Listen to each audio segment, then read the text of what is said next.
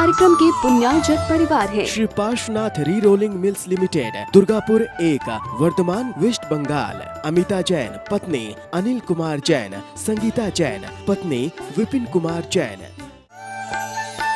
मानक चंद, कमला देवी, राकेश, नीतू, ऋषभ और Aayushi Musharraf, B123, Sethi colony, Jaipur. स्वर्गीय माता सीतावंती, धर्मपत्नी स्वर्गीय मास्टर नथु राम जी मुन्हानी की स्मृति में Shri Surendra Jain, Kanta Jain, Shri Ashok Jain, Neelam Jain, Shri Pankaj Jain, Amita Jain, Shri Rajneesh Jain, Deepika Jain, Shri Rishabh Jain, Mudit Jain, SKJ rubber corporation, Delhi. Shri Digambar Jain Mahila Shastra Sabha, Suryanagar, Ghaziabad. Shri Digambar Prasad Jain, Darshanmala Jain, Yashveer Singh Jain, सीमा जैन, प्रशांत जैन, सृष्टि जैन, अनु जैन, आशीष जैन, मयूर विहार 1, दिल्ली। इंजीनियर संतोष जैन, सरिता जैन, रड़ावाले, सौम्या, समता, श्वेता और समीक्षा जैन, पिपरिया, मध्य प्रदेश। श्रीमती सुशीला देवी छाबड़ा, धर्मपत्नी श्री कुंदन मल छाबड़ा, संजय कुमार, अजय कुमार, सुनील कुमार छाबड़ा, महावीर फार्मेसी, इम्फाल, मणिपुर।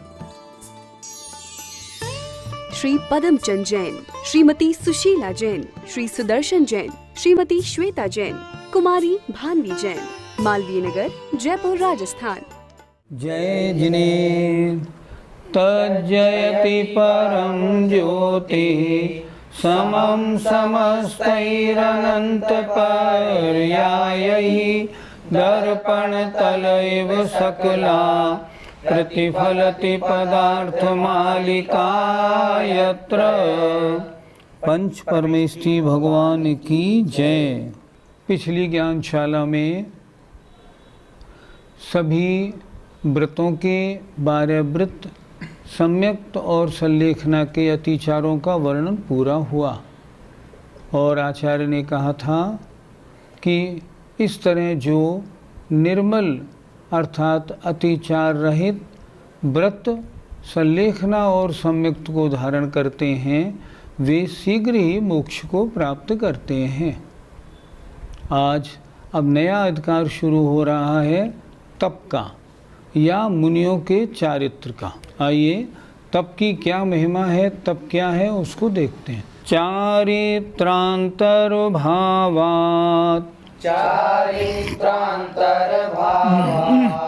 तपोपि मोक्षांगमागमे गदितम्,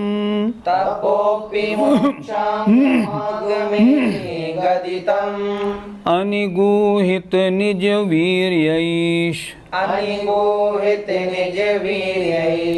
तदपि निषेव्यं समाहित स्वान्तैः,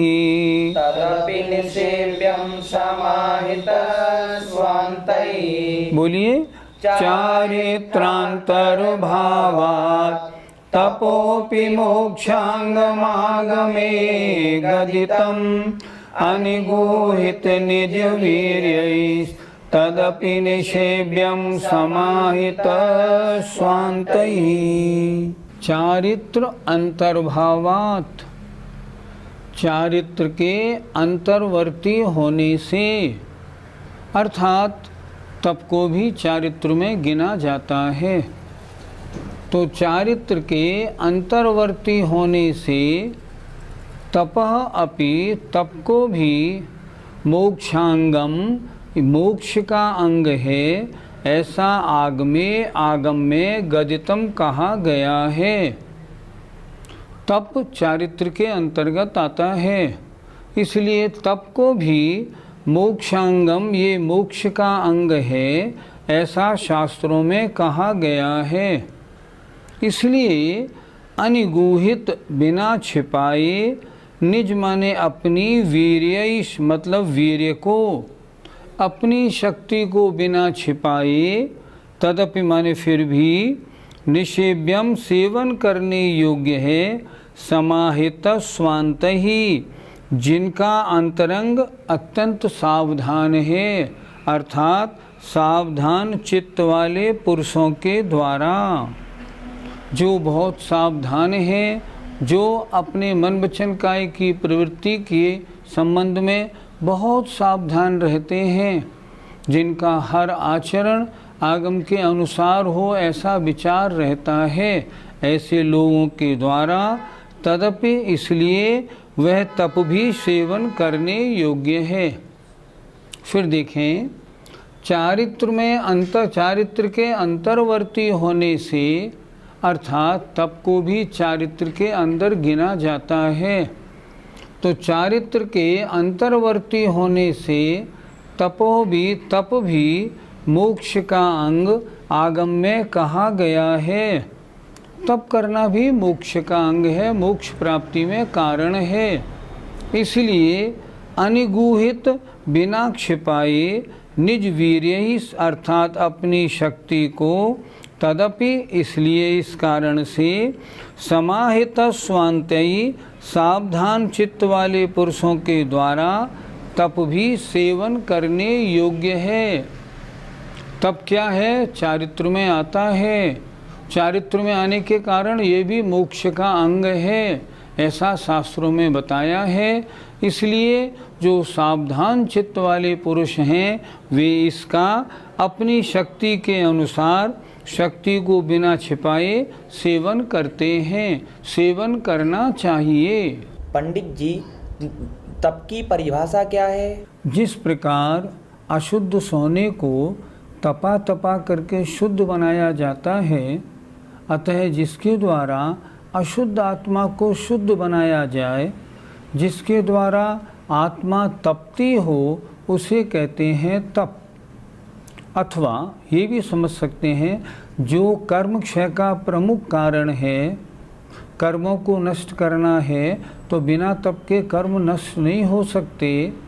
तो जो कर्म दहन का कारण है, कर्म क्षय का कारण है, आत्मा को शुद्ध बनाने का प्रमुख कारण है, ऐसा जो तप है, जो तपने की प्रक्रिया है, उसे कहते हैं तप। पंडित जी, तप श्रावक को आवश्यक है या मुनिराज को? जिसको अपनी आत्मा तपानी है, शुद्ध करनी है, उसको आवश्यक है। श्रावक को भी अपनी आत्मा तपानी है और मुनिराज को भी तपानी है। ऐसा नहीं कि श्रावक को आवश्यक नहीं। श्रावक के भी जो 6 आवश्यक हैं, उनमें देखो, देव पूजा, गुरुपास्ति, स्वाध्याय, संयमस, तपः, उसमें भी तप दिया गया है। अर्थात तप नित्य करने योग्य कार्य है।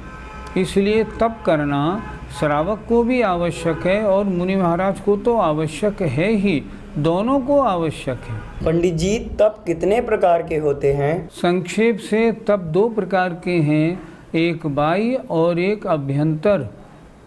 बाह्य तप वो हैं जो सबको दिखाई पड़ते हैं। अभ्यंतर तप वो हैं जिनकी आत्मा में साधना होती है, बाहर दृष्टिगोचर नहीं होते। अभ्यंतर तप भी 6 प्रकार के हैं और बाह्य तप भी 6 प्रकार के हैं। इसलिए तप के 2 भेद भी हैं और 6 जोड़ लें तो तप के 12 भेद भी बनते हैं। पंडित जी, तप किस प्रकार धारण करना चाहिए? अपनी शक्ति के अनुसार तप धारण करने चाहिए। जैसे मान लो 10 लक्षण के उपवास, 10 दिन के उपवास होते हैं, तो 10 दिन के उपवास नहीं लेने। कैसे लेने हैं? पहले 1 दिन का करे, शरीर कहे बिल्कुल ठीक, फिर 2 दिन का, 3 दिन का, जब शरीर कहे हाँ शक्ति तुम में है, तब 5 दिन का करे, और जब 5 दिन का भी आराम से हो जाए फिर 10 दिन का उपवास कर ले। अपनी शक्ति के अनुसार, लेकिन अपनी शक्ति को छिपाए नहीं। तप तपने के लिए हमारी आत्मा, जनरली लोगों की आत्मा पीछे हटती है। हमने ऐसे ऐसे मंदिर देखे हैं, पूजा करने वाले आदमी सैकड़ों हैं, उपवास करने वाला कोई नहीं। अनंत चतुर्दशी का उपवास करना है फिर भी कोई आगे नहीं बढ़ता। युवा हैं सारे फिर भी आगे नहीं बढ़ते। ऐसा नहीं होना चाहिए। अपनी शक्ति की परीक्षा करो, घबराने की क्या बात है। हम देखते हैं आचार्य के पास जब चातुर्मास होता है, तब अंत के 2 दिनों में जो लोग उपवास 3 दिन, 5 दिन, 7 दिन, 10 दिन के करते हैं, वो श्रीफल चढ़ाने आते हैं। मैं सबसे आगे की पंक्ति में बैठता हूँ, तो जो आते हैं मैं उनको देखता जाता हूँ। मान लो कोई व्यक्ति 10 दिन के उपवास वाले आए, मैं उनसे पूछता हूँ, भैया आपने कितनी बार पानी लिया 10 दिन में? 1 बार भी नहीं। उनका चेहरा, उनकी शक्ल देख के दिल में शक्ति का संचार होने लगता है। जब ये बुज़ुर्ग आदमी 10 दिन का उपवास निर्जल कर सकते हैं, हम क्यों नहीं कर सकते? इसलिए ऐसा नहीं अपने को हम कमज़ोर समझ के बैठ जाएं। तप तपने के लिए अपनी शक्ति की परीक्षा करो और शक्ति के अनुसार आगे बढ़ो, तब बात बनेगी। बिना इसके कर्मों का क्षय नहीं होगा, बिना इसके साधना नहीं बनेगी, बिना इसके समाधि भी नहीं होगी। इसलिए जीवन में तप बहुत ज़रूरी है। तप में प्रवृत्ति करने के लिए हमें तप करने वालों की संगति करनी चाहिए। अगर मौजी लोगों की संगति करेंगे जो खाते पीते मस्त रहते हैं, हमें कभी तप की भावना नहीं बनेगी। हम तप के लिए साधु संगति करें, उपवास करने वालों की संगति करें, साधुओं के जीवन चरित्र पढ़ें। हमने चारि चक्रवर्ती आचार्य शांत सागर जी महाराज का जीवन चरित्र पढ़ा। उन्होंने तो अपने साधु के 36 वर्षों में 27 वर्ष उपवास में निकाले। देखो तो सही, 9,938 उपवास शांत सागर महाराज ने अपने जीवन में किए। आज भी आचार्य के संग में एक चंद्र सागर महाराज हैं, वो एक आहार एक उपवास ही करते हैं। जब से उनकी दीक्षा हुई है, आज आहार ले लिया तो कल का उपवास फाइनल हो गया, परसों आहार लिया फिर अगला उपवास फाइनल हो गया। उपवास करने से मरते नहीं, तप करने से मरते नहीं हैं, लेकिन हमारी शक्ति ढीली पड़ती है, क्योंकि हम लोग खाने पीने में आनंद मानने वाले हैं। इसलिए साधु संगति करें, तप करने वालों की संगति करें, ताकि हमारा जो शक्ति है उसमें थोड़ा उभार आए। इसलिए अगर आप सावधान हैं तो आपको चाहिए तपों का सेवन अवश्य करें। तप के 2 भेदों में, बाह्य और अभ्यंतर 2 भेदों में, पहले बाह्य तप के 6 भेदों का वर्णन आचार्य अगले श्लोक में कर रहे हैं। देखें, अनशनमवमौदर्यम्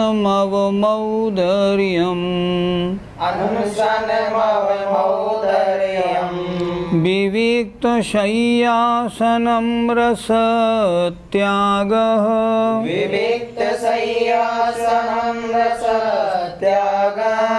कायक्लेशो वृत्तिः संख्या च निषेव्यमिति तपो बाह्यम्।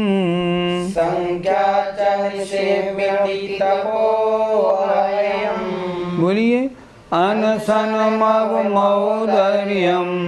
विविक्तशय्यासनं रसत्यागः कायक्लेशो वृत्तिः संख्या च निषेव्यमिति तपो बाह्यम्। बाह्य तप 6 कौन कौन से हैं, उनको इस श्लोक में देखिए। अनशनम, अनशन, अवमौदर्य, विविक्त शय्यासन, रसत्याग, कायक्लेश, वृत्ति संख्या, वृत्ति पर संख्यान। हम लोगों ने बालबोध आदि में, तत्वार सूत्र आदि में बाह्य तप और अंतरंग तपों को पढ़ा हुआ है। उन बाह्य तपों की चर्चा है। तत्वार सूत्र में है ना, अनशनाओ मौदर्य, वृत्ति पर संख्यान, रस परित्याग, विविक्त शय्यासन, कायक्लेशा बाह्यम तपः। आचार्य ने उसी को श्लोक में लिखा है। ये बाह्य तप निषेव्यम, सेवन करने योग्य हैं। कौन कौन से हुए देखें, अनशन, अवमौदर्य, विविक्त शय्यासन, रसत्याग, कायक्लेश और वृत्ति संख्या अर्थात वृत्ति पर संख्यान। ये बाह्यम तपो, ये बाह्य तप हैं जो निषेव्यम सेवन करने योग्य हैं। इन बाह्य तपों का श्रावक और मुनि दोनों को अपनी शक्ति अनुसार सेवन करना चाहिए। पंडित जी, अनशन तप कैसे किया जाता है? अनशन दो शब्दों से बना, अन और अशन, अर्थात भोजन ग्रहण ना करना। भोजन या आहार चार प्रकार का होता है: खाद्य, स्वाद्य, लेय और पेय। खाद्य माने खाया जाने वाला, दाल रोटी आदि। स्वाद्य माने जिसका स्वाद लिया जाए, सौंफ इलायची वगैरह। लेय माने जो चाटा जाता है वो लेय, और जो पिया जाता है उसे हम कहते हैं पेय। चार प्रकार का आहार होता है। इन चारों प्रकार के आहार का त्याग करना अनशन नाम का तप है। अर्थात चार प्रकार के आहार का छोड़ना, आहार बिल्कुल ग्रहण न करना अनशन नाम का तप है। पंडित जी, उपवास वाले दिन अगर पानी ले लें तो अनशन तप नहीं होगा क्या? आचार्यों ने लिखा है, उपवास वाले दिन अगर पानी ले लिया आपने तो अनुपवास है, उपवास नहीं। फिर वो अनशन नहीं कहलाएगा, क्योंकि आपने एक चीज़ ग्रहण कर ली। यद्यपि अनुपवास कुछ भी नहीं करने वाले से तो बहुत अच्छा है, लेकिन उपवास से वह दूसरी ग्रेड पर आता है। अच्छी बात तो ये है, उपवास वाले दिन जल भी ग्रहण ना करें। पंडित जी, अवमोदरीय तप किसे कहते हैं? अवमोदरीय माने भूख से कम खाना। रोजाना की भूख मान लो 4 रोटी की है, आज 1 रोटी खाना, 3 रोटी खाना, 1 ग्रास ही लेके उठ जाना, इसका नाम अवमोदरीय तप है। सामने भोजन रखा हो और कम भोजन करें, इसके लिए बहुत शक्ति रहती है, बहुत मन को मारना पड़ता है, इसलिए इसका नाम भी तप है। भूख से कम खाना अवमोदरी नाम का तप है। पंडित जी, विविक्त शय्यासन तप क्या है? विविक्त माने होता है निर्जन, एकांत। शय्या माने सोना, आसन माने बैठना। यदि एकांत स्थान में जंगल, गुफा आदि में बैठकर या सोकर कुछ किया जाता है तो विविक्त शय्यासन नाम का तप है। अर्थात एकांत स्थान में सोना बैठना भी तप में गिना गया है, ताकि आत्मा की शक्ति जागृत हो। अकेले में रहने में लोगों को डर लगता है, तो जो एकांत स्थान में सोते और बैठते हैं उनके भी इस तप के कारण निर्जरा होती है। पंडित जी, रस त्याग तप कैसे होता है? रस 6 गिने गए हैं: मीठा और नमक, दूध और दही, तेल और घी। 6 रसों का त्याग कर देना रस त्याग नाम का तप है। जैसे आचार्य विद्यासागर जी महाराज ने 1974-75 में फिरोज़ाबाद आगरे के पास चातुर्मास किया था। पूरे चातुर्मास उन्होंने 6 रसों का त्याग रखा। ये है रस त्याग नाम का महान तप है। जो हरी वनस्पति होती है उसको भी रस में माना जाता है, उसका भी त्याग करना रस त्याग में आता है। पंडित जी, काय क्लेश तप कैसे होता है? काय माने शरीर और क्लेश माने शरीर को कष्ट देना। शरीर को कष्ट देना कोई अच्छी बात थोड़ी है, नहीं। अगर शरीर को आराम तलबी बना के रखेंगे तब शरीर एक तरह से हराम खोर हो जाएगा, व्रत उपवास नहीं करेगा, गर्मी सर्दी में तड़फड़ाएगा, सारे काम करेगा। तो क्या करें, शरीर को काय क्लेश, शरीर को कष्ट देते रहना चाहिए। जैसे मैं आज 6 घंटे खड़ा रहूँगा, मैं आज धूप में खड़े होकर और नमोकार मंत्र की माला जपूँगा। इस तरह सर्दी आदि में नदी के किनारे तपस्या करना, ये काय क्लेश नाम का तप है। इससे आत्मा संकट सहने की क्षमता वाली बन जाती है। पंडित जी, वृत्ति परिसंख्यान तप कैसे होता है? अर्थात आँखड़ी लेकर आहार के लिए निकलना। आज कोई व्यक्ति अपने हाथ में अष्टद्रव्य की थाली लेकर मुझको पड़ जाएगा तब तो मैं जाऊंगा, नहीं तो वापस आ जाऊंगा। ये भी बड़ी तपस्या है। अगर कल को कोई नहीं मिला तो जितने मुनि महाराज निकलते हैं, जब मंदिर से बाहर आते हैं आहार लेने के लिए, तब तो आंखड़ी लेकर निकलते हैं कि ऐसा ऐसा निमित्त मिलेगा तब हम आहार के लिए उसके यहाँ जाएंगे। कभी कभी ऐसे नियम हो जाते हैं जो नियम कभी पूरे नहीं हों तो वापस मुनिराज को लौटना पड़ता है। जैसे एग्जाम्पल मान लीजिए उन्होंने ये नियम ले लिया कि आज फलाने व्यक्ति के यहाँ जाना है, वो पड़गाहन करेगा तब जाएंगे, और मान लीजिए वो व्यक्ति उन मुनि महाराज के पीछे पीछे ही चल रहा हो, तब क्या होगा, मुनि महाराज आहार के लिए नहीं जा पाएंगे। क्यों नहीं जा पाएंगे? जिसको पड़गाहन करना था वो तो महाराज के साथ ही साथ चल रहे हैं।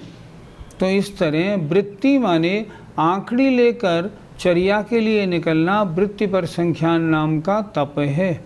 और इस तप के द्वारा कभी कभी मुनि महाराजों को 1 दिन 2 दिन 3 दिन तक आहार नहीं मिलता है। ये बहुत बड़ा तप माना जाता है। पंडित जी, इन तपों के तपने से क्या लाभ होता है? तप करने वाले की, जो इन 6 तपों को तपता है, उसकी आत्मा में शक्ति जागृत होती है। अगर मान लो अनशन करने का अभ्यास नहीं हुआ तो अंत समय समाधि कैसे होगी? समाधि जब भी होती है, हमने कई समाधियाँ देखी, कम से कम 2, 3, 4, 5 उपवास तो होते ही हैं। कहीं कहीं तो 10-10, 12 उपवास हमने अंतिम समय करते देखे। अगर अनशन का अभ्यास पहले नहीं किया तो अंत में समाधि नहीं हो पाएगी।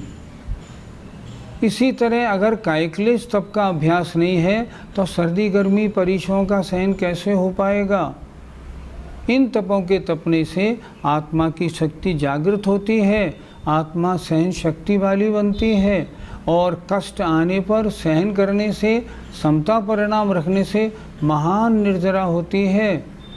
ये तप निर्जरा के बहुत बड़े कारण हैं। इसलिए एक सूत्र अलग से बनाना पड़ा तत्वार सूत्र में, तपसा निर्जराच। तप के द्वारा संवर तो होता है, निर्जरा भी होती है। हम गृहस्थों को भी चाहिए कि हम इन तपों का, जो बाह्य तप है, इनका अभ्यास बराबर रखें। आपने नियम ले रखा है कि अगर देव दर्शन नहीं मिलेगा तो मैं भोजन नहीं करूँगा। आप गए कहीं और मान लो देव दर्शन नहीं मिला, और अगर आपको अनशन आदि का अभ्यास नहीं है तो अपना नियम आप तोड़ देंगे और बिना देव दर्शन के भोजन कर लेंगे। इसलिए नियमों का पालन अगर करना है तो बाह्य तप करने का अभ्यास अच्छा होना चाहिए। अरे 1 दिन 2 दिन नहीं, कुछ भी हो, जब तक मंदिर दर्शन नहीं करेंगे, नहीं हम आहार लेंगे ही नहीं। इतनी मजबूती कब आएगी? जबकि बाह्य तप का हमें अभ्यास होगा। हम सबको अभ्यास करना चाहिए। घर में जो बच्चे हैं उनको भी अभ्यास कराना चाहिए। मान लीजिए छोटे बच्चे हैं 8 साल 10 साल के, उनसे कैसे कराएं? उनसे ऐसे कराएं, आज बेटा अनंत चतुर्दशी है, आज बस 1 बार भोजन करना, शाम को कुछ नहीं लेना। तो आपने उनको अभ्यास कराना शुरू कर दिया। इस तरह ये 6 बाह्य तप हैं, ये बाहर से देखने में आते हैं। अन्य मत वाले भी इस तरह तप तपते हैं, इसलिए इनको बाह्य तप कहा जाता है।